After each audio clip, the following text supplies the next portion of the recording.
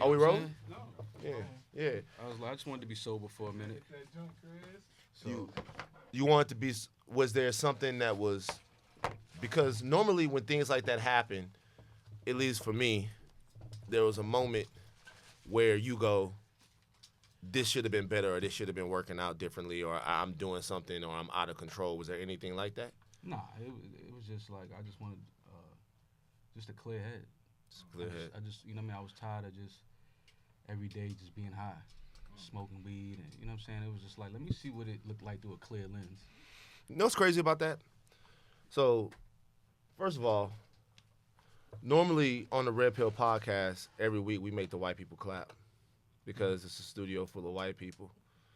It's different when we're in New York Yeah, because it's a bunch of niggas in the room. right. But there is one white boy.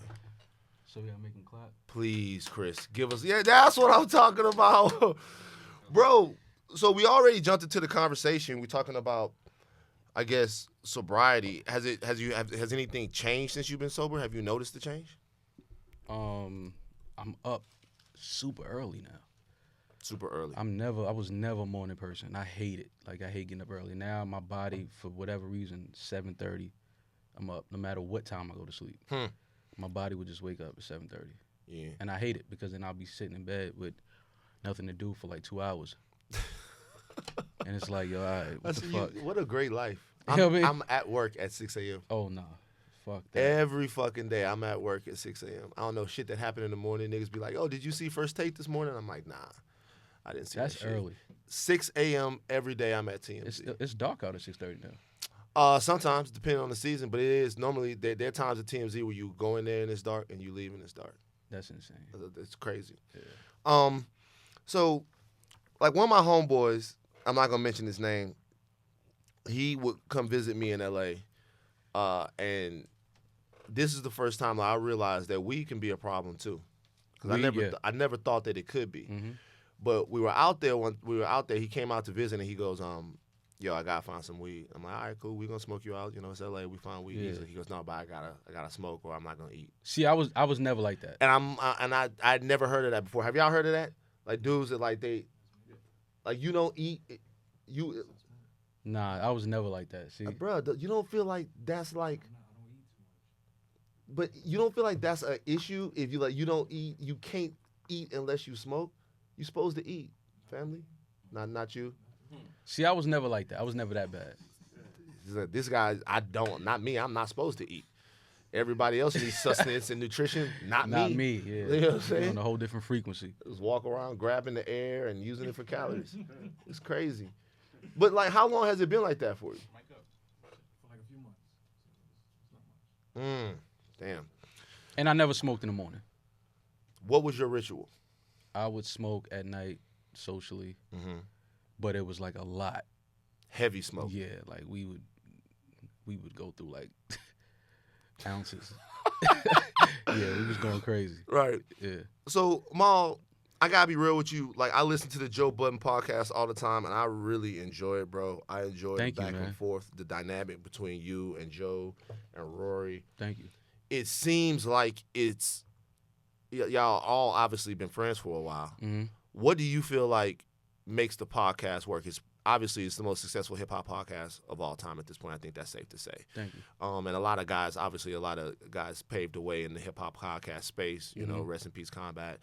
But why do you feel like it works or has worked like it has? Because it's really remarkable. I think it's just it's organic and it's real, and I think people get that and they sense that. We tried to keep it to where it wasn't something that was overproduced. Because essentially it was like we tell people all the time, it was therapy for us. Like we just wanted to get together every week and just talk about what was going on in the culture and in the industry. And, you know, when we noticed people started paying attention to it, that's when it became like a cool thing. And then now it's like people look forward to it and they want it. And now it's just like a oh shit type of thing. Like, you know what I mean? But I think people just love the real feeling that they get from it because it feels like they're a part of it and they're having a discussion with us and they relate to it because these are some of the same discussions that they have in their own crews and their circles and their group chats and shit like that. So they feel like, we talk about that same shit too. So it's kind of dope to hear somebody else on another platform speaking from your same point of view. Yeah. There's stuff on the podcast that I am amazed by because I never thought that I would give a fuck about some of the shit that y'all talk about. Right. Like I'm Like listening to Joe break down song lyrics and like go through and like, you see that? Yeah. That's a subliminal. And like I'm like, yo, why am I listening to this shit? Yeah. But I can't turn it off. Right. It's really compelling. Yeah. And to me, I always had thought that as much as hip hop has given me, the music was kind of the most important thing.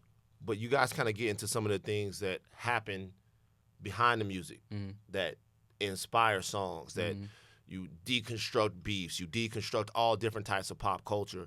Like, what's your background? Like, what gave you guys the expertise to be able to go into this? Obviously, Joe is very seasoned in the industry, and Rory does his thing. Like, where does the deep well of knowledge come from? Well, again, we all spent time in the industry or around the industry. What's your specific story in the industry? Well, my listeners that might not know. My brothers were my brother Big started Rockefeller with Dame. Had him Jay. on the podcast. Yeah, Very that was a great intelligent episode. brother. Yeah. My brother Hip Hop was the A&R at the time. He was actually the youngest A&R, I believe. He A&R Reasonable Doubt when he was 17, I think. God damn. He might have been 17 when he A&R that album. So I always grew up. 17. Yeah. He was still in high school when A&R Reasonable Doubt. Yeah. Everybody, the whole room is just like, yeah, that's heavy. Everybody's shaking their head like, yeah, that's heavy. So I was working at McDonald's. Yeah. Seriously. Yeah. I got in trouble for over salting the fries. Yeah.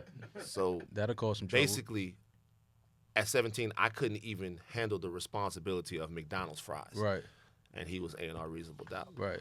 All right, cool. Don't stun on me by saying shit like that about your family. No. It's not Like, a stunt thing. It's yeah, just I'm just that's just where I come from, that lineage. Word. So I was just I never. It's crazy because and then I went to school. I was in the Boys Squad Harlem. So okay. I got introduced to the industry from my brothers, but then I had your own experience. had my own experience traveling the world, performing. But I never wanted to be on stage. Like that wasn't a thing for me. Like I'm a real private, laid back person. So being on stage was dope because I'm traveling the world with my classmates, my homeboys, and we seeing the world. It was dope. But then after school, it was kind of like I wanted to find a niche like in the background, somewhere in the industry. I didn't know what it was. So went through the whole young 20s and trying to find my way, getting in trouble, and a couple jobs here and there. Nothing kept my interest, but it was always leading back to something involving the industry, music, entertainment, sports. So being that my brothers were taking off doing what they was doing, I started paying attention to them. I would stick around more, go up to the Def Jam offices, just sit in meetings and see certain things that was going on, and that's when I found my passion for it. And I was around for a lot of things that happened that people don't know about and seen some things happen. So that's where my, I guess, expertise comes in. Yeah. So those were obviously that's not regular hip-hop experience. That's an iconic sort of movement that you were around. And it's crazy because I don't feel like that because I was there. But once you hear people talk about it, you're like, okay, yeah. Right. That so was major. So you're not in the room with Jay-Z and you're like, yeah, wow, that's Jay-Z. That's right. not how it goes. Not for me, no. And it's crazy because I remember one time me and Joe was at Mike Haas and Angela Yee's bowling at Port Authority. I think they used to do it at the bowling lanes over there. And Jay and Joe had kind of had a little situation in the industry for the year. They wasn't really talking and stuff. Yeah. So me and Joe are about to leave. So it's a couple of people in the area by the elevator or whatever waiting to leave. And once the elevator door opens, Jay and Beyonce walk out. So I'm standing there. So Jay sees me. He's like, yo, what's up, man? He starts talking. Now everybody turning looking at me like, what the fuck? Like, this is random as fuck. So Joe was kind of standing next to me. And, Jay like, yo, so what you doing over here, man? Who you with? So I'm like, me and Joe. So Jay didn't even look at Joe. He was just like, okay, all right, wow. I'm going to holler at you. Hey, like, yo. You know what I'm saying? So Joe always give me shit about that. Like, yo, you ain't even try to break this. Because you know what, though? I'm like, that wasn't the time. That wasn't the place. Know what you were supposed to do? Yo, this is my man Joe right here. Show he him know who respect. Joe is. I know, man. but you play Joe right there. It was he's with his wife. It just didn't feel like the right time for that conversation. Joe. Nah, never that. Next time y'all go out, you gotta buy Joe dinner or something like that. you looking back on it now, you feel like you should have said something. I don't, just because I know Jay, man, it wasn't the right time. Wasn't the right time. It wasn't the right What time. was gonna happen? What I mean, I What don't year know. was this, by the way? This might have been 2012, 13. Oh, so that's recent. Yeah, this might have been 2012. That's recent. Yeah, 2012, 2013. One of those years. I think you and Joe gotta do some couples counseling, bro. Nah, man. I think- Joe, he know what it is. Yeah, man. that's they great. cool now though. They're great now. Yeah. I mean, Joe has become sort of, I call him Captain Culture. Yeah. Joe is really. It's remarkable, sort of, kind of how this whole thing has happened. Mhm. When did it become, it crystallized in your mind? Yo, the podcast is working. When did it? Because at first the podcast was at first it was Joe and Marissa, right? It was Joe, Rory, and Marissa. Yes. Right. And you came on. I came on After after he Marissa. Kicked Marissa. Yeah, to they had a little situation, and Yeah. and then Shout out to Marissa. Shout out to Marissa. Yeah, Yeah. Marissa, that's my girl. I like, what happened with that? I wasn't like. I was actually in Detroit working with my homeboy. He was playing with the Pistons at the time, and Who? then Brandon Jennings. Okay. And then he signed with the Knicks, so I was back here in the city, and that's when Joe hit me like, "Yo, you got to come on. I want you to come on and kick it with me on the podcast." So it was you're the reason that Marissa got kicked off the podcast. No. That happened before I even. You called Joe up and you was like, yo, nah, let me hell, tell you what needs Marissa, to that's- happen, bro. that's- We could go straight to the moon Nah, if you get her out of here. nah, that's and let me family. slide in. That's family. That is Marissa's family. Like, I fuck with Marissa heavy. We doing some stuff. I think she's super talented, man. Yeah. Like, her podcast is popping off right now. Mhm. So you came in and then right away did you guys feel like, because I know the first couple of episodes that I listened to were about Joe and Drake's beef, or it wasn't a beef. not a really it wasn't a beef. Yeah. I know. You ever see that movie Single White Female? Yes. That's kind of what it was. Yeah. It wasn't a beef. It wasn't a beef. In Joe's world, it was a beef. Does Joe still think it was a beef? He thinks it was not a beef, but he definitely thinks it was some energy there. But I spoke to Drake about it. He was like, "Yo, I'm not gonna respond. Like, I don't have an issue with Joe at all." Right. Which is worse. Yeah. It's worse not to be responded to. Yeah. You know what I'm saying? Yeah. It is. And but now we now know that Drake he's made it a habit of not responding. Yeah. So I don't know. I mean, what's when you're going on that with big, you gotta pick and choose. No, you don't. I think you do though. You kill everybody that comes for you. Do you? Yeah. Because you if do. if certain people are, I mean, everybody's gonna, when you're that big of a superstar, Mm-hmm. you're gonna get shot at by. Listen, maybe you don't come at Joe at that point, but you definitely come back Well, at he didn't. other guys He didn't come at Joe because he really didn't understand what the issue was. because there was no issue. Right. Joe had made it Right. up in his head. Now he was, by- respects Joe as an MC, so You he have would to. have responded if You it have was to. valid. By the way, that was the first time that I asked myself, why am I listening to this podcast? Mhm. But it was also the first time I couldn't turn it off Mhm. because I was thinking to myself, I'm like, yo, what the fuck is this nigga talking about? Right. Like, I what is, there's no there. Yeah. But it was so goddamn good. Yeah. That's kind of what got me on it. Y'all understand that every week y'all do a podcast that's the length of a Godfather movie, and we watch that, we listen to that. I can't believe that. Wow, That's do what you bugs ever, me Are out. y'all ever in the podcast when you're like, it's at hour 5 and y'all going, maybe we should wrap the shit up, but you just can't stop? Sometimes the conversation just goes, It man. just I'm gonna goes. be honest. We have certain things, certain topics that we want to hit, Mhm. and then from there it'll just grow, and we can't stop this, man. We gotta just this is a great conversation. I like to ask broad questions. Mm-hmm. Well, I'm gonna ask you a broad question right now. What's wrong with rap? What's wrong with rap? I think there's too many. I'm gonna tell you where I saw it turn left when rappers started becoming the head of labels and A&Rs and shit like that, putting their boys on. Then it just became something where it was like, yo, everybody could do this shit. You know what I'm saying? It became something where people feel like everybody can do it. Now, I'm never one to tell somebody they can't do something. But I think with social media, and this was something we talked about on the podcast, Joe was saying how he felt like, back in the 80s and 90s, it was harder to get on. And I'm like, no fucking way. Like no, he said it was easier to get back on back then, and it's harder now. And I was like, are you crazy? It's easier to get on now more than ever because somebody can get a meeting with Puff, and when I say that, meaning if a kid in Ohio is dope and he puts his shit on Instagram and people start posting it, Puff could just open his phone and see this kid and be like, who is this? I need him in my office tomorrow, and it can happen. Yeah. Whereas before you would have to get on a bus or plane and come to New York City and stand outside of the building and hope that Puff stopped for you. Or be lucky enough to have him come through your city and get the shot that way. Exactly. Now everybody can be heard. You have a platform. You have the world in your hand now. Do you feel like, but that's exposing us to more music than we would have heard though, right?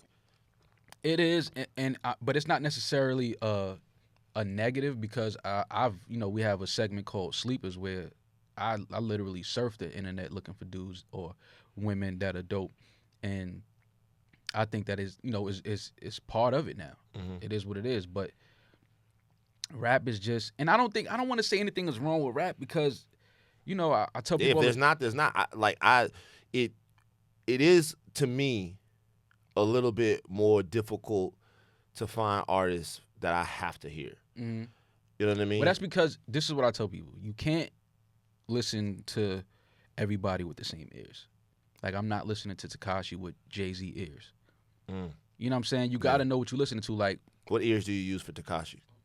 I understand. I understand what it is. It's energy. Yeah, it's like, listen, y'all act like y'all don't like Gummo. That shit. No, I tell people all the time. Tekashi, if you like Chris, you like that shit, huh, Chris? If he can. Chris, like I said that, and then Chris popped up. Chris, like, you don't fuck with Gummo? It's not for me. It's not for you. I respect that because I'm gonna tell that's getting to my point. Jay-Z is right there. And I'm getting to my point when I was young. My mom would curse me out when I was listening to Snoop. Turn that shit off. What is that?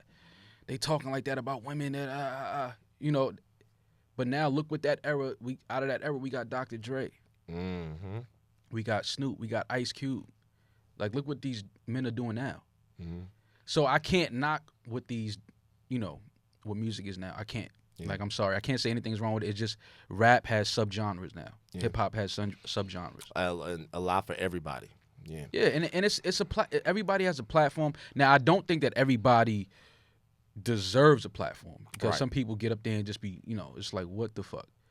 But I think everybody deserves a shot. The reality is that, man, if somebody is enjoying it and they really listening to it, if somebody's liking it, there's no reason to hate. No reason to hate on it, as long as there's variety. Right. My thing is, I don't, like, when Tyler Perry first came out and was doing this thing, movie-wise, it's not that you necessarily have a problem with the Tyler Perry movie, but you just don't want all of black cinema to be portrayed that way. Yeah, you know what I mean? I get it. You want that to be a part of it. Right. But you also need your high art, your conscious films, and some films that maybe even are a little bit more out there. You just don't want. And sometimes it seems like when something becomes on trend, it's like it's hard for popular music, art to break away from it. So when I hear like 15 or 16 guys with auto-tune, I really start to go back and listen to old music. Like, what's funny? You said your mom didn't like you listening to Snoop. I caught my mom rolling up to Bone Thugs and Harmony in 1995. Come in the car, my mother was rolling up the joint, listening to the Bone Thugs. It's one of the first time I realized my mom was smoking weed. Two different experiences. Yeah. Okay, that's a true story. She's gonna listen to this story. She's gonna be like, yeah. So like a year later, I would go with my mom. I was like, I think I would like to start smoking weed. That's exactly what I said. And she goes, are you serious? And then a bond was created that has not been broken yet. Me and my mother smoke weed together. Y'all do. Hip hop brought us together. That's something I've never done with my mom. I'm weird when it comes to that. Like my mom smokes too, but I never smoked with her. Why wouldn't you smoke with your mom? That's the first person you would want to smoke with. It's just weird. Like I can't. I don't know. I'm just weird with that. Like still like I still feel like I'm a little kid and I'm not supposed to be doing this. Like what, you feel like she gonna judge you? I know she wouldn't, but it's still in me to be. It's just certain things like I don't even curse in front of my dad. Right. You know what I'm saying? Well, I can't curse in front of my dad. Yeah, like my pops, he don't like that. Yeah, so it's like, my dad not my feeling mom, that. It's like I'm like, oh, ma, I can't do that. Yeah. But then she'll call me, I'm saying, yo, what's up? I need something. Like, Right. you know what I mean? See? I'm like, all right, I'm on the way. You know what I'm saying? But I won't smoke with her though. I will not do it. Wait. That's crazy. You won't smoke with her, Nah. but you'll essentially. I stuff cones for her. All that, like, drop 10 off at the crib for, like, here, have a blast. Right. And I'm out. Yeah. I mean, I can't really, indulge in any of that stuff with my dad because in my dad's eyes, I'm still 11 years old. Right. You know what I'm saying? My dad goes out of his way to remind me of that shit. Right. Like, we at the crib, we at the house, the TV's there, the remote is here. He can grab it. You go get it. Go get the remote for me. Bring it over here. Yeah. Sit the remote down here, TV nigga. Right. Put it right here. Put the remote down. All right. Right. Go in there and go to the store. Hit $20. Right. So that would never happen with my dad. But with my mom, we smoke, and I feel like she does her best parenting high. Yeah. Yeah, because like she's not really thinking about like when my mom is high, she really gets introspective about life, and she starts talking about her life and things that she's done.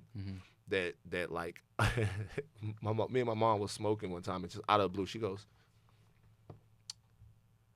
I could think that I was probably a hoe in 1975.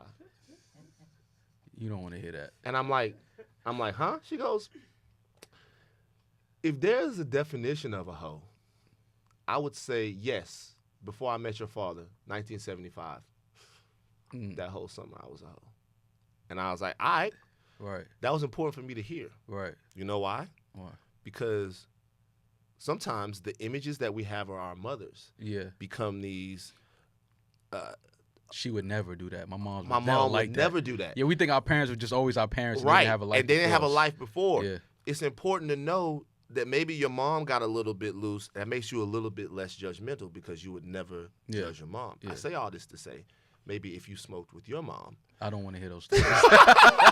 I'm never doing it. I don't want to hear that shit. I never want to hear that out my mom's mouth. Why don't people want to know that their moms got jiggy? Listen, let me tell you something. I like to know that my mom had a life, man. No, I know my mom had a life. My mom's from Harlem, and she reminds me all the time. She was a gangster, all of this. Cool, great.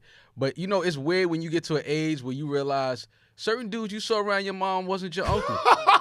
Man, that nigga wasn't my uncle. Right. That nigga was trying to hit it. Like, you know what I'm saying? Like, you get to an age where you like, oh, I get it now because now I'm in that position with chicks that have kids. Like, it's like, this is my... Right. Damn, ma. When you date a chick that has kids, do you feel like you have to play Xbox with the little nigga, or you just like, fuck him?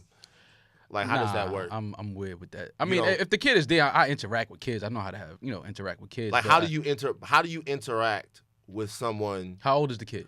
Let's say he's 9, and he's 8. You know you're there to fuck his mom. You're just waiting for him to go to sleep. Yeah. So how do you interact with him, like knowing that you about to fuck his mother? I mean, if whatever he's doing, if he's playing, a game or something, I might, jump on the sticks. Hey, what's up, Jaleel? Yeah. Let's play Madden. But after a while, it's kind of like, Jaleel, aren't you getting sleepy? Yeah. You know what I'm saying, bro? And then it's kind of like, yo, you looking at Shorty like, yo, yeah, what's up? Why he ain't in bed yet? Yeah. Like, put him to sleep. Yeah, I've been in that situation. Yeah, I mean, do you typically date women with children? Nah, I try not to.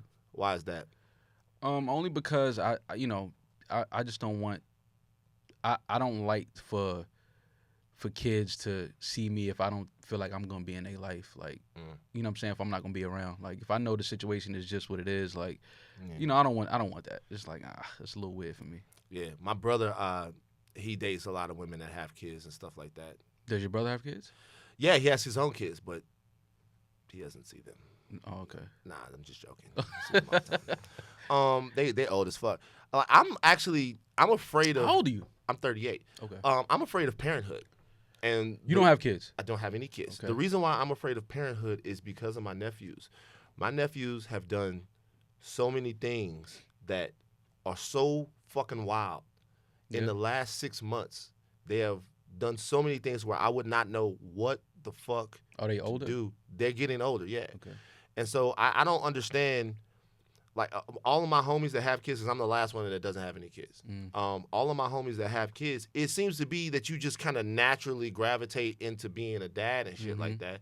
But now, like, I have to tell my nephews, like, yo, like, don't record the little girls that you go to school with, whatever y'all doing and stuff like that. Do you know all the different laws that you're breaking and all the different shit? Because it's wild out there now. Right. Yeah. And it makes it's fucking completely out of this world. And I'm getting old. Yeah. You know what I'm saying? So I see all the stakes. I see like how one mistake Absolutely. could change your entire fucking life. Absolutely. Which at that age I had no fucking clue. Yeah, it's crazy. Yeah. Do you have kids? No, I don't have no kid. But it's funny you say that because I remember about 2 years ago we was at the Drew League in L.A. and one of the little kids that was working the game, he was like one of the ball boys. He used to always talk shit like, yeah, y'all ain't got no bitches. He might have been about 14. Yeah. Y'all ain't got no bitches. Where y'all bitches at? Y'all sitting courtside. Ain't got no bitches next to y'all. So we thought it was funny. We just laughing at this little kid. It's hilarious. We like, you ain't got no bitches. He like, who ain't got no bitches? Like that. He start talking. Yeah. He came over there and showed us a video of his phone of him having sex with a girl. Okay. Just to let you know. 14. Chill, kids, if you I couldn't listening to believe that shit. I said, what? Like, we all looked at each other. Me and my homies like, yo, this little nigga is really having sex. Like, just to let you kids know, try to tell y'all this shit. That shit is highly fucking illegal. And it doesn't even matter if you're in that. If you have that shit, Right. they'll give you juvenile life for that. Like, Oh, yeah. stop fucking around, man. It's crazy. bruh, and like when we were in school, there's no fucking way that would have been the talk of the entire fucking state. It was a big deal when you kissed a girl. Yeah, It's cool. When a we was in huge deal. school, yeah. Wow, damn, we sound old right now, Yeah, man. we do. Some of my nephews. God Some of damn. my nephews have kids. You sound old. Some of your nephews have kids. How old are they? My nephews, well, I have older nephews, 23, 24, 25. Yeah. Some of my nieces. They got have kids and you don't have any kids. What you waiting on? It's G? the weirdest shit. Gotta find a girl, man. I can't just put a seed in anybody. I never. That's what a lot of people are doing. Even some Just of the putting rappers seeds. we know. Yeah, I'm not doing that. Some of the rappers we know are just Yeah, putting seeds in anybody. I'm not. I can't do that. I'm not a rapper. Yeah. I ain't got. You're rapper adjacent though. Am I? I mean, you got like 4 chains on, my nigga. What's that? The Nah, Jesus man. piece? Like you. This my New York piece. Man. Yeah, That's the I New mean, York like piece. you man. got like you're like if I didn't know You that think I you was were a a rapper? of course I would think you were a rapper. You know what I'm saying? You That's a never stereotype, man. Why? Because a black man has some jewelry on. Nah, He's we a go rapper. with a black man. It's not even about being black. I had Cap G on the podcast. This nigga had all kinds of. You look. That's rapper. Listen, that's the culture that you got this. Yeah, but that's nothing, man. That's just a New York piece. Bro, I gotta be real with y'all, man. First, can I ask you a question about New York guys? All y'all from New York, right? Why, when a New York guy gets mad at you, why does he tell you, or why, when he gets serious, does he tell you his entire life story? He's just trying to tell you his pain and strife. Like That's, bro, like, shout out to Dame Dash. yeah, Whenever Dame gets serious, Oh. I know Dame is serious. Yeah. Because it's like, Van, you don't fucking understand, bro. I've been out here. yeah. 86, 87, 88, Harlem niggas. Dame is one when of the real greatest- niggas was Yeah. out here. Got caught with a ratchet, 91, bounced back Yeah. 6 months later. I'm on the street, 10 Yeah. toes down. Yeah. I'm like, Van, you don't get what I've been through in my life. And I'm like, Yeah. all I asked you was KFC or Popeyes. Right, G. right. Like it's like it wasn't. Yeah. You know what I'm saying? I didn't. It's like I don't. There's a different energy. Explain it to me. New York has seen a lot, man, and especially if you were a popular New Yorker, like in your teens, you were on the scene. You seen some shit. You seen some, and that's where New York is different from LA. Like I noticed, like LA, there's no in between. Either you getting it or you're not. What you mean by that? Like, it's certain dudes I know in LA that don't hit the club scene, never been to certain restaurants. Like, they in their area, in the hood, and that's it. Right, yeah. In New York, it's totally different. You could have dudes from the hood that have seen some of this, some of that. They've been places. They've seen things in the city. LA is totally different. So in New York, you got to understand that people have seen, especially if you were popular, you've seen some shit. Yeah. Some real shit, though. Like, some shit that is like, you'd be like, did that really happen? Yeah. It's like, nah, that really happened, my nigga. Yeah. You know what I'm saying? New York is just that type of city. Like, Yeah. It That's is. what everybody's like, yeah. no, it is. Everybody's like, yeah, we thorough in this bitch. Yeah. Y'all should have seen me with my Timbs on yesterday, man. Yeah, I saw you. I saw you. Y'all should've But seen you me with looked. my It Timbs on. looked like you had it. Your jean was laying over it, right? Nah, Wax had to fix that shit. Oh, okay. But he not even from New York. I laced my shit. I laced that shit up. Like, I had it really tight. Oh no. I We did. can't do that. Like, I was in the army. No. Yes, sir. We You know can't what I'm do that. saying? That's nasty. Yeah, you know what I'm saying? Nah, I we had the can't do army. that. Yes, You sir. gotta Like, have your- I'm from Louisiana, man. We don't wear Timbs. I mean, some people wear Timbs. Niggas that wear Timbs in Louisiana, they trying to be something that they're not. You know what I'm saying? They down there, they're wearing Timbs, and they be like, yo, I got cousins in Detroit and shit like that. Nah, nigga, you from Detroit is heavy on it. I tell people all the time, New York gets a lot of like slack for that Timberland shit. Detroit is heavy on the Timbs. Niggas in Detroit wear Timberland jackets. Like, see, we ain't doing that. we not doing that in New York. Like, we gonna get the regular constructs and that's it. But niggas like Detroit, niggas wear Timberland outerwear.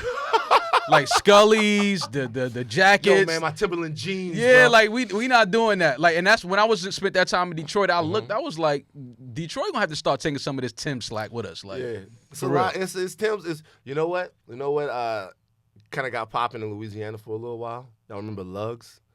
Oh, that was Birdman. That was his Birdman had the influence. Lugs. Yeah, that was man. his influence for sure. Birdman had people wearing red Lugs. The thing about Louisiana is like we have our own trends and our own styles, but we also try every other style from everywhere else. We just try them out.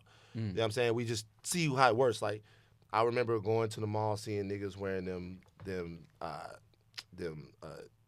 wife beaters that 50 Cent used to have. Okay. Remember like the high cut wife beaters? Yeah. Remember those? Yeah. I saw niggas with the Nelly Band-Aid on. They tried that out for a little while. That's nasty. Yeah, we smacked the shit out you. Yeah. But but a dude that I say always is underrated for the amount of influence that he has had on people everywhere, Cam.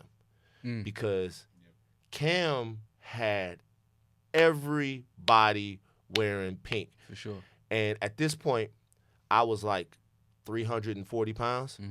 So I want you to know that trying to find a 3 extra large pink T-shirt is like fucking impossible. Yeah. But I found it, and there's pictures of me dressed like Cam. We got to get that picture. Nah, you're not ever going to find it. We got to get that picture. You're not ever going to find it. The internet going to get it, man. Nah, we man. going to find it. But being from Harlem, why do you feel like when people are talking about influential MCs and guys like that they don't really give Cam his props to me for not just his influence on rap, but just his cultural influence? Every crew in the early 2000s wanted to be like the Dipset. You know what it is? I think Cam just, I don't think he just really went hard. I think rap was easy for him. And I think that he was kind of like, I could do this in my sleep. Like I don't think Cam really was like, I want to be like an iconic figure. Cam was just Cam. He's like, I'm a fly dude from Harlem. I know how to rap. I feel like he is an iconic figure, though. I tell people all the time, Cam is the East Coast version of Snoop Dogg. Okay. I say that all the time. I say that all the time. Like, he's the East Coast version of Snoop Dogg. I think he's that influential coming from this coast. Yeah. And, you know, but a lot of times, again, like I say, I don't think Cam just, like, he's so laid back. He's so cool. It's like, you know, he's just like, man, whatever. Like, I'll rap today. Yeah. You know what I'm saying? Like, Yeah, all right, exactly, cool. I'll perform this month. Like, you know what I'm saying? I'll go out and hit a couple shows. Like, I don't think he really, like, set out to become, like, this big major figure in hip-hop. But it just happened that way. It just happened. And, like, when they came through with their swag and everything like that, to me, Fab is on that list, too. Fab is definitely on that list. Fab is definitely Very on that list. influential. But to me, Fab came out and he was the quintessential rap star, right? Like, he had the beats, he had Clue, he had all the backing and all that stuff like that. And then it actually took me listening to a lot, because remember now, the internet is not as popping, at least there as it is now. So outside of singles and stuff like that, you really had to crate dig and a lot to go get some of this music to hear Cam. Right. I mean, to Fab spit. And after a while, I was like, yo, fuck the songs that he was making that was his songs that we was rocking out to the clubs. Like, this nigga's really nice. Like, really nice. And I think that his flow has really stood the test of time, because now I look at him as an A+ diamond level MC. Absolutely. I mean, Fab's been doing it over 20 years. Yeah. And he's still relevant. You can't find, I don't know anybody that's been doing something that they've been doing 20 years still relevant that isn't getting, like, certain accolades and appreciation. But Fab is somebody that I always tell people, he's had the prototypical, like, great rap career. Like, everybody can't have the Jay-Z career, the Eminem career. Well, only one person has the Jay-Z career. Right. So, but what I say is like, Fab has been in, like, this medium where it's like he's consistently dope. And every time you look up, he doesn't look like he's behind the times. It looked like he's still creating the wave and creating the trends, and he still looks like he's 19. Like, you know what I'm saying? So a lot of people don't look at Fab like that, but he's one of those artists that I tell people all the time, look at Fab. He's been doing it over 20 years, and he's still relevant today. Very relevant. Does Drake have a classic album? Mm-hmm. For sure. Take Care, in my opinion. You guys all say Take Care is a classic. So you putting out, you got lists of albums, right? Other classic albums. So Reasonable Doubt. So you would go Reasonable Doubt, Aquemini, Modern day classic. Illmatic, and then you would go Take Care. No. Yeah, because it sounds fucking stupid to say that, right? It's different levels to that, though. Is it? Because even if you talk about the top 5, right? Everybody say Biggie, Jay-Z, Nas, right? Uh-huh. I always say you got to put them on the Mount Rushmore. Right. In the Hall of Fame. Yeah. You include them. Right. Let's do post 99, Mhm. 2000. Now, do you want to put 50 in there? Maybe. Cultural impact and all that, right? And then you can now, you know. You don't like Drake? Love Drake. You sure? Love Drake. Because I'm catching a little. Love Drake. I'm feeling a little. Like love Drake. I don't know why people don't like Drake. Let me I'm tell gonna you be something. honest. Love Drake. Uh-huh. Love Drake. Mm-hmm. What I would like. Drake is a test, though. Mm-hmm. Drake is a test of whether or not we can be objective about people that we genuinely love. Drake has really spit more relatable rhymes. Like to me, like what's Drake's best verse? For me, probably his verse on Lord Knows with Rick Ross. Yeah, you love that song. Mm-hmm. I think his best verse is on the Aston Martin Music remix. Okay. That when I hear what he's talking about, when I hear just him rap and really talk about what's going on with him, automatically connect with Drake. Automatically connect with some of the themes that he's talking about, even some of the stuff that he talks about from like what his parents went through and all that. So I think he's a fantastic talent. I feel like he can rap, all of that stuff. I feel like his music is unimportant. And Really? yeah, I feel like when we talk about classic albums, we're really talking about the music that's the most important to rap. The music that actually made you go, wait a minute, and made you take stock of the way you look at your society, the way you look at the culture, and all of that stuff like that. Drake is a trendsetter. He absolutely changed the way we sort of maybe digest the music. But I don't think there's one Drake album that you have to listen to. You know what I mean? I don't think that there's one Drake album that you have, and that's okay. Yeah, no, I mean music is opinionated, subjective. Like I'm just listening. It's interesting to hear you say that, but I mean I think when I'm listening to music, I'm just listening to exactly that, the music, the music, the lyrics. You're going too deep into it is what you're saying. No, not that I like that. I like Yeah. when people like can really express themselves about the music. But I think that when you listen to Take Care from top to bottom, and you understand that this is somebody that's rapping, this is somebody that's playing with harmonies, this is somebody that, is certain lyrics. It's just like, I think that you have to look at that body of work, and you can't have a discussion about great albums and not mention that album. To me personally. I got you. Like I understand what you're saying, but when you start talking about music and like what music is, it's like, it's hard to have a discussion about rap and rappers and artists and not discuss that album. Because from that album, we got The Weeknd. You know what I'm saying? And then that Take Care album put Drake like in a class, like, okay, this dude from Canada is serious. Yeah. And then, from there. I mean, the first time I heard Drake, I knew the game was in for something different. Oh, yeah, for he sure. He started singing in the middle of the fucking bar. Sure. I thought that the song had skipped. For sure. I was like, it that was challenging for me. Like, I had never heard, shout out to Nice and Smooth, but like I hadn't heard somebody like, that was a challenge for me to be like, yo, this is rap. You like? But he made it work. But I'm just thinking, so it's like, Ready to Die, Me Against the World, okay, College Dropout, Take Care. Yeah. You feel like that? Yeah, that album is next to those albums. Absolutely. So Ready to Die, and then Take Care. Again, I'm not listening to Drake with Biggie ears. I'm not listening to Drake with Nas ears, with Jay ears. You got a lot of different ears, man. You have to. Yeah. Because it's a lot of different music. Boy, y'all are good at music. Like, you're not going to jump in a Range Rover and think it's going to drive like a Lambo, are you? I drive a Honda. Okay, so you're not gonna jump in your Honda and think that it's gonna drive like a Bentley, are you? I jump in my Honda, and if it drives, I'm But that's what I'm cool with But it. you understand what I'm saying? You Yeah. gotta be able to I adjust. understand that. Once again, I feel like you're stunting on me No, with these cars and it's shit. never a stunt. Yeah. It's never a stunt. I'm just asking you. Nah, I get what you're saying. I get what Yeah. you're saying. What's this thing with you and Charlamagne? There's no thing with me and Charlamagne. There's a thing. It's no thing. Listen, bro. Chris, is there a thing? There's no thing. Is Yo, listen. Let me. I want to put.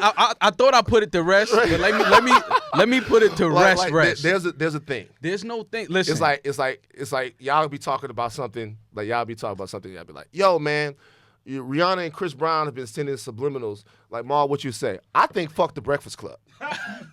But I see. All right, now look. If you guys ask me what I think fuck the Breakfast Club. I'd like all of this shit gets back to them niggas is over. Yeah. The Breakfast Club, Spotify is where it's at, nigga. Yeah. Fuck the. I'm like, wow. But see, it wasn't. I love that spicy shit. Somewhere Andrew was listening to this and he's so upset. But I like. Oh, by the way, we have to talk about that too. But I love that spicy shit. What's that about though? Yo, listen. It started. I'm gonna try to go back to when. I think I said something about the Breakfast Club on the podcast, saying that I just didn't feel like it was as important as it once was. Mm-hmm. That's essentially what I was trying to say. Like, it's just not, it doesn't have that, right? And people took that like, oh, he going at Charlamagne, this, that, and the third. Then I heard Charlamagne saying something on the podcast. Then it was, on the Breakfast Club. So then it's like, okay, let's have fun with this. Right? So let's just add this little back and forth. Cool. Right. So it started with a little back and forth. But then when Joe went up there, and, Charlamagne was saying certain things, it was like, oh, he really feels some type of way. It's like he really like mad. And it was funny to hear him say he felt like I was being sensitive mad because anybody knows me know I don't give a fuck. Like, so it was just like, okay, so he feels some type of way, cool. He feel like I'm not in the class to mention his name and I'm the new guy and this, that. Fine, fam. It's all, what are we talking about here? You know what I'm saying? We doing the podcast. We having fun. Like, this shit is fun. Like, I don't take any of this serious. Like, that's why to me, it's all like, come on, fam. Like, this shit is all fun for me. All right. But he said something in that interview, and when I see him, I'm gonna have a talk with him because he said something. I love it. He said something that spice. No, it's no spice, but he said something that kind of rubbed me the wrong way. Which was? When he said something about what he felt like I should get paid from the deal. And where I'm from, you don't. That's like, so now you talking about what a man should get in his pocket. I'm all about to give us his life history. No. Where I'm from? It's just that. Like where I'm from? That to me. Harlem beat Boys Choir Harlem. Nah. Nigga, see me on that stage. Nah, 92, it was 93, that, 94. Nah. It was just like, that was like, that's almost like somebody saying your mother. It was like, hold up, fam. We was just having fun with this shit. Like, this ain't. Yeah. But now you on your platform talking about what you think I should be paid? Yeah. I never said that about Charlamagne. Matter of fact, the book I saluted. I just said, yo, them shows on MTV2 wasn't it. My God. It was a good. It was a good. But what I did like is that he was trying to give dudes on the internet a platform. He did. But shout out to D. Zamiro. Shout out to Tax. Shout out to absolutely, all of these guys. That's my niggas. Yeah. But what he didn't realize was like, yo, a lot of these dudes that's funny on social media, like on these Twitter handles, they corny in real life. So you trying to put a camera in their face. It ain't gonna translate. I'm gonna be real with you though. That was the challenge with. I'm not so sure about Charlamagne and Friends, but I remember early on with Uncommon Sense, me and him had some conversations, and he was basically saying that like a lot of the people that they tried, is a different animal between being on Twitter and being on television. Absolutely. But still though, the people that were featured on the show, and I have some dope people came out. Yeah, there's some dope people. Absolutely. And they had some runs. What I'm thinking is, first of all, I love shit like this, just because, like, it number one, because I'm messy. You know what I mean? But also because it's entertaining, and there is a thing to where, let's be real, you guys' podcast is doing numbers, and in our culture, especially the way I don't know why we feel like there's not room for everybody to get money and everybody to have the same relevance. I remember when Tax was coming up, it was like, yo, Tax is the new Charlamagne. Right. I remember like, and it's just like, Tax is Tax, Charlamagne is Charlamagne, I'm me, you guys are you. It's really enough for all of us, especially since our culture is taking over. Nothing for me there. I agree. But the competition is still fun. And that's all it was. Like, that's all it is fun. for me. It's just like, yo, we having fun with this. Like, Right. you know what I mean? Like, but I didn't want it. But I saw it getting to a point where it was like, oh, he might really feel like I have an issue with him. So then I said, Yeah, well, if you keep his back in every time. No, but then it was times where even with Joe and Rory would be talking about Brilliant Idiots or Charlamagne, and I would sit, and that's why I'd be like, yo, I don't even get credit for that. It was times where I would literally go like this on purpose. Right. Not say anything because I knew people were going to feel like, yo, he really don't like Charlamagne. It's like, no, I think Charlamagne is a great dude. Right. It was just competitive shit. It was just having fun. But then, like I said, when he said that, you feel like that was a little bit. I was like, oh, nah, fam, you went too far. That's too far. Because I would never sit on a platform and say what I think Charlamagne should be making.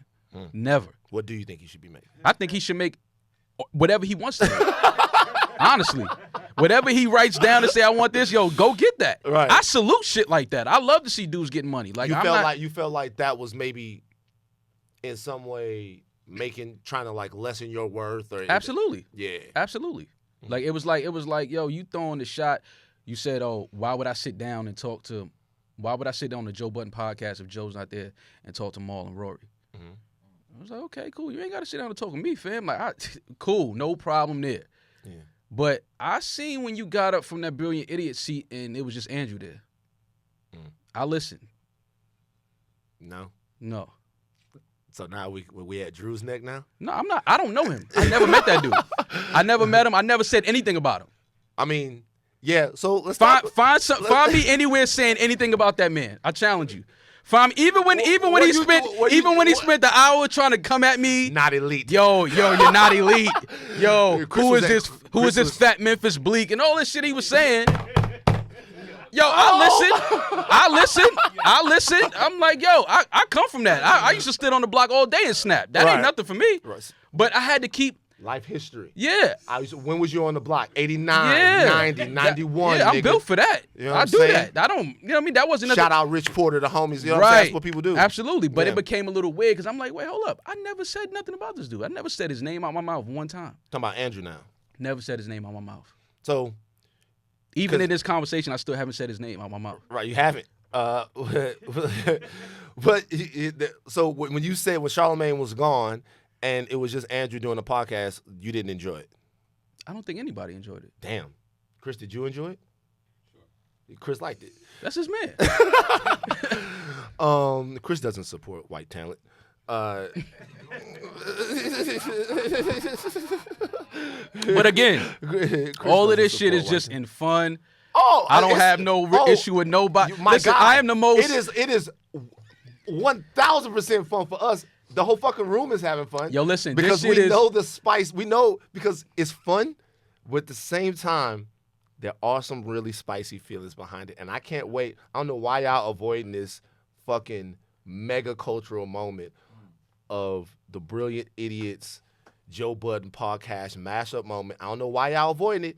It's time. Y'all have been sending shots across the bow at each other. Man, listen, man. Like especially I gotta say the whole not elite tangent. Yeah. Which I know you heard. It's one of my favorite podcast moments of this year because when Andrew goes in about something, Andrew calls me all the time with completely farcical wrong ideas. Mm-hmm. Like shit that he has that he's really thought through. Mm-hmm.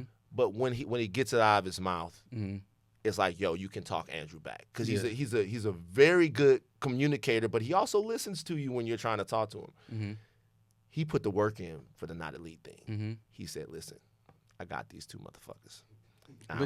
He said, I'm approved to the world."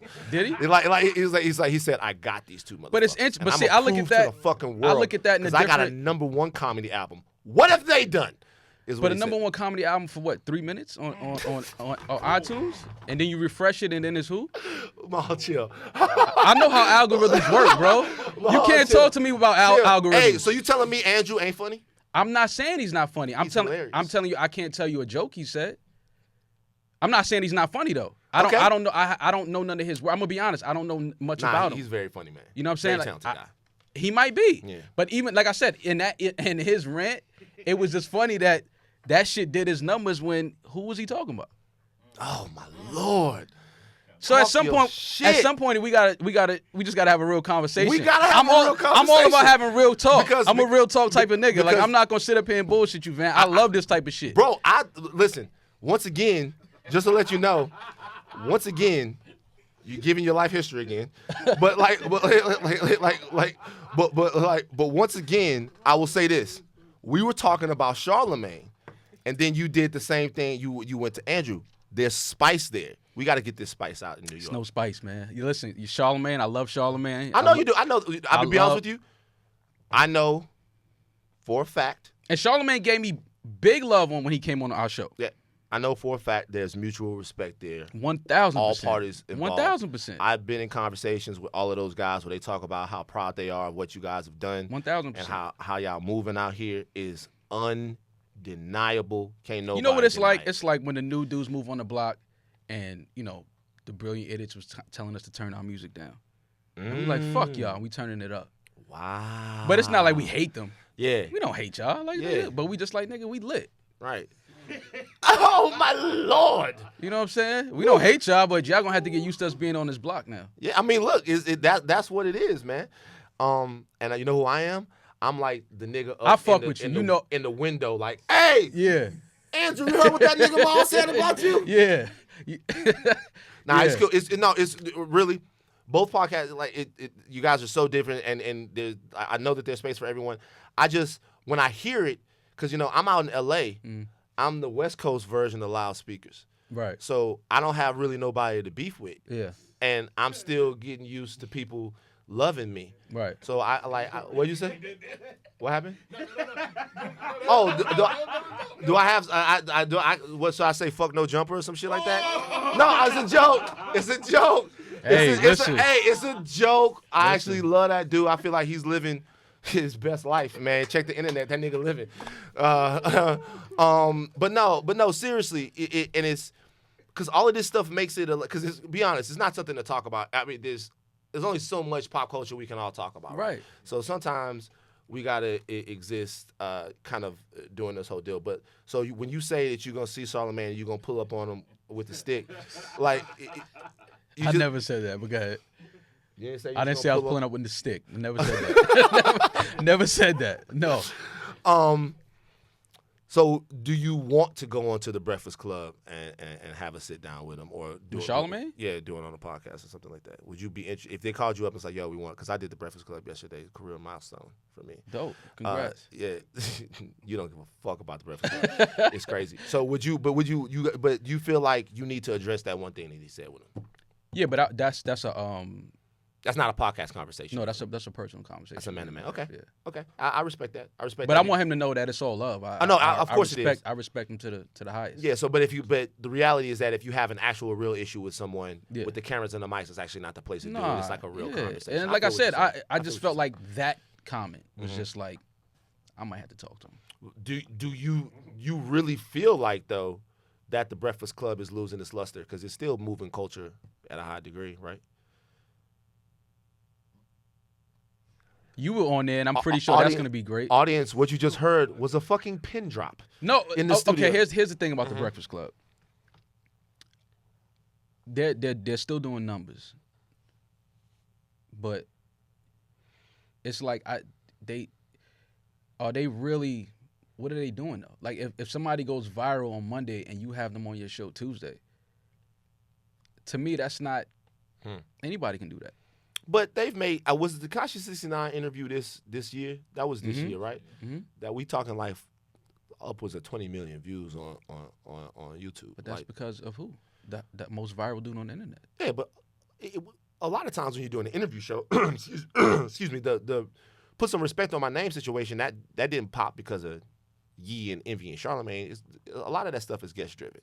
You know what I mean? So even like Professional Star or any of the things that have happened on the Breakfast Club, Ray J, which I tell you one thing. But you're going back some years now. I know. I'm just saying, y'all haven't listened to that Ray J rant recently, and it's really y'all fault because go back and listen to the Ray J rant again. When him and Fab got into it? Yeah. About that? I don't know why we don't listen to that every single day. Ray J's one of the most underrated people on the planet, I think. One of the most underrated humans ever to live. Yeah. We talked about that on our podcast. That's a gift from God. Yeah, for sure. I saw it, man. Look, Y'all said, whoa. Ray J has given us a lot of things. Absolutely. No, I'm agreeing with you. I'm with you on this one. 1,000%. I told Ray J, I was like, yo, I respect you, dog. Mm-hmm. He knows why I respect him. Yeah. Quality television. Yeah, we respect him for the same reasons. But so you don't think that they're cooling off? Yeah. And I think, but this is not. You got to understand. I know a lot of people in this industry, so this isn't stuff I'm just pulling out the air. This is stuff that I know is facts.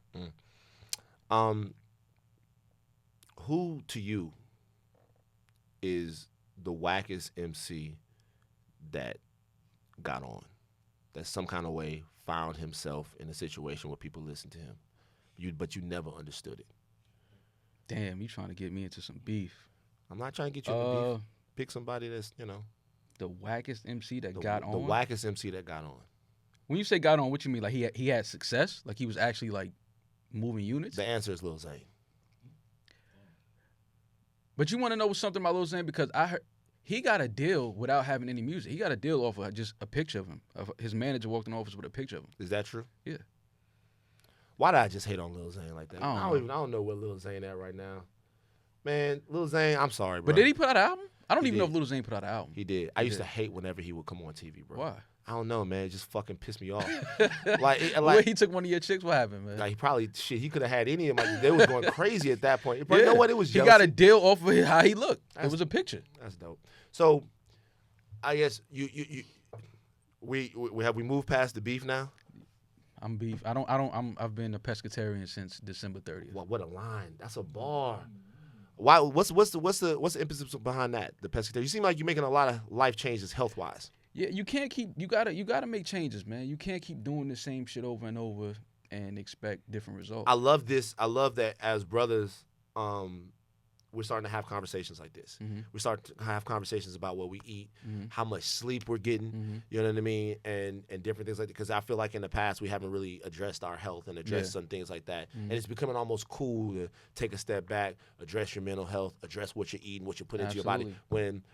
When Styles and Jada opened up that juice bar, Mm-hmm. I'm like, yo, Yeah. that is fucking amazing. That was big for those type of rappers too, because they spent years. The content they were pushing wasn't the healthiest. Yeah. You know what I mean? But it's just dope to see them now at a point in their life where they're like, nah, we understand like what really counts and what really matters out here. So, Hip hop is aging gracefully, man. absolutely. It's aging gracefully. Guys like Hove and Puff, shout out to Puff and Nas. Mm-hmm. They're really showing us how to get older in hip hop. Right. And really be men and be about our families and be about. It was a rough adolescence period we had where we lost a bunch of rappers and I tell you one thing, Young man. and stupid. Yeah, Young and dumb. the kids now, they definitely need these older guys to kind of set examples because a lot of the shit that's happening now is weird. But you know what though? Again, I hate to keep doing it, but I blame a lot of this shit on social media because everybody feels like they have to perform. They're on the stage. Like a lot of this shit with these students hitting these teachers right now, like physically fighting these teachers. Yeah. It's the craziest shit in the world to me. And I commented on Baller Alert's Instagram because they posted one of the videos of the student punching the teacher in the face. Talk about, was this the one in California? Oh, the Baltimore one. Yeah. Yeah, and I'm like, yo, this is why these kids are doing this shit because they're trying to go viral. Right. And y'all are helping this shit by posting this shit on your page. Like, take this shit down because. Listen, when I was in school, if I would have hit my teacher, yo, the consequences that I would have been so scared to go home. It's a life ruiner at that point. Yeah. For at least for a while, for me to have actually had a physical altercation with a teacher, first of all. With an adult period. At that point, the cost would be so fucking high. And this is what but again, you got kids in the classroom, you know, they doing this. As soon as the teacher and the student get into argument, they recording some shit. So now, with the student feel like, oh, I can't look like a punk. Yeah. I gotta perform. I'm on stage. I know somebody gonna post this on the Instagram. I know somebody gonna world star this. I know. So they feel like they gotta perform. So now it's like, you know, even from dudes not even wanting to fight without weapons no more. It's because if I get knocked out, a nigga in Africa might see this shit. Yeah. Because they're going to put this on the internet. So if I get knocked out in New York City, somebody in France going to see this shit and be laughing at it and sending it to his boys. And it's like, so now dudes feel like, yo, I can't go out like that. So I got to take it to maximum violence. Yeah, I get it. You understand what I'm saying? Nah, completely. What's the just asking you, somebody that's so deep in and definitely an influencer now, what's the answer? Do you think there is one? People just gotta understand that, yo, being yourself is cool. Don't try to be somebody you're not. Like, people are trying to be who they're not. You know what I'm saying? It's like when you go home, you know when you did some shit, you're like, man, I ain't want to do that. Yeah. Be that person. Like, it's okay to be who you are. It's okay to be, like, being yourself is cool. Not being stupid is cool. Like, being smart is cool. Like I tell people all the time, being smart is the coolest shit in the world. Do smart shit. Say smart shit. You know what I'm saying? Like, that's what's really cool. Like, all of this knucklehead shit that these young dudes is doing, it's like, yo, fam, that ain't who you. That's gonna lead you somewhere you don't want to go. What was a cat that was he was on Instagram, he had like 5 million followers, was the dude who used to run up on people and like jump in the store and jump all over the products and shit like that. Yeah. Not hating on him. Cause whatever, if you come from a deprived situation and you feel like you gotta empty out all the Sprite in the convenience store to get out your situation, God bless you. I hate that shit. You know what's funny about that? I gotta be real with you, dog. I hate that shit. No, I agree. And we had to talk about that because it was like, growing up before social media was a thing, we had dudes in our neighborhood that was the knuckleheads that would do dumb shit. That would do shit like that? But it was also, they knew that it was repercussions to that. Mm-hmm. Like, yo, we gonna fuck you up because you're making the block hot, number one. Yeah. The corner store, this is our store. Like, we know Aki and them. You know what I'm saying? Like, why are you going in there pouring Pepsi on the floor, knocking the chips down? Like, you bugging. You know what I'm saying? Right. Now we got to order through a window. Right. Like, we can't even go in the store no more because of you. Yeah. So it's like, but it's no more of that. It's no more, they not being held accountable. Right. They only reaping the benefits, so they just got to push it further and further and further and further. Who can out-stupid each other? That's what it's a race to be stupid. Yeah. Well, how much experience do you have with the South? I got family in the South. What you think about Southern rap? Love it. It plays a very intricate part in When did the hip-hop. change from New Yorkers hating on Southern rap to respecting Southern rap really happen, you think? What do you, like, anybody? Like, because I remember there was a time when for me, just period. Like, because I remember there was a time when probably niggas didn't really give us our respect down there, our MCs, our music, nothing. I think yeah, Cash for real? Money definitely played a big part in that. Cash Money was definitely huge for that because they, you couldn't deny what they were doing and they were lyrical. Right. You know what I'm saying? And you know what's funny? I remember my first experience with Southern rap might have been the Ghetto Boys. Nah, that's hard. And but That's I'm real gonna tell you, music, but I'm gonna tell you what's crazy. I don't even think I knew that they were from the South. Yeah. It was rapped for me. I didn't know where they was from. Yeah, like, they it was were just like, yo, hard, this though. this shit is hard. This podcast right here is a Scarface appreciation project. Me and Joe talked about it. Like Willie D, like Bushwick, those guys were hard. Absolutely. And like I said, I don't even remember when I found out that they were from Texas. Yeah. Like, I cannot remember that. But I think what really put that on the map, it may have been, like, for this last generation, it may have been Big Pimpin' when Jay had UGK on Big Pimpin'. Yeah. I think Jay gave it the cool stamp. Right. Like, Jay had been fucking with the South. He did for the sure. High Remix, one of the worst Jay verses ever. Right. And that's really his only bad verse. I can't think of another verse that I hear from Hov that I'm like, yo, that's whack. Mm-hmm. Huh? You feel like the Monster verse is whack? Oh, nah. That wasn't a whack verse. He tripping. I don't think that was whack. Nah. He named like 20,000 monsters before he started spitting. Godzilla, Sasquatch. What do these things have in common? I feel like it was an emotional verse. I feel like he had got tired of people like Beanie shitting on him and saying that they're not rich. You know what I'm saying? Mm-hmm. But I don't think that was a whack verse. Nah, that wasn't a whack If you verse. go back and listen to the High Remix, that shit is horrible. That's like that wasn't the right beat for him. But you know what? That was huge for us because we didn't know that y'all saw us. Mm-hmm. Like, we didn't know that it was we was on the radar at all. That, and when Foxy Brown jumped on the Mid-X joint, The Party Don't Stop, we didn't know that, like, y'all saw us. Yeah. We was down here rocking, been listening to them. The Hot Boys, I think, really blew the cap off that shit. Yep. I think when when Wayne said wobbly, it was like, okay, Yeah. these niggas is here. Like, they here. Yeah. You know what I'm saying? There's no denying them. Like, they are in the game for sure now. Yeah. But for me, like I said, it goes back to the Ghetto Boys. That was my first experience. Ghetto Boys. Atlanta has hip hop right now. Mm-hmm. What is it gonna take? I'm gonna ask you this, rap expert. What is it gonna take for New York? New York is back, but what is it gonna take for New York to fully be back? New York got to support New York. New York don't support New York. Like, we'll show artists from every other city, every other coast more love than we'll show artists from right down the street. How long has that been going on? It's the 50 effect since 50 and Ja. I think that kind of divided New York, and that kind of, you know, like somebody, like I said, I don't really even like to talk when I talk rap. I don't even talk Jay. Jay is like an alien, but I think if it would take somebody like Jay to really like, and he's been more accessible in the past years, because for a while Jay was like you wouldn't see him, but he's been more accessible and more rappers have had conversations with him and been able to reach out and actually, you know, physically touch him and shit like that. But I think that New York is just so divided, man. It's like we don't support each other enough. Even New York radio, we don't support New York artists. That's why I think the Ebro and Tekashi shit was so. I felt some type of way about that only because, you know, I knew what the real tension in New York was when 50 was hot, and he performed at Summer Jam and they was throwing chairs at him. You know what I mean? That was a real issue. Like, Tekashi doesn't have beef with like that in New York City. Like, it's some local shit, you know, here and there, but this, like, 50 had like a real industry beef. You know what I'm saying? And it was like, but they let him touch the stage. So when Ebro didn't let Tekashi, and I think Tekashi would have tore Giant Stadium apart for Summer Jam. Yeah. Like, without a doubt. And he's New York. You know what I'm saying? So it's like, and he's like the hottest dude in on the internet right now. He's the hottest dude in the game right now. It's like, why wouldn't he be on that stage? But you have every other artist, you know.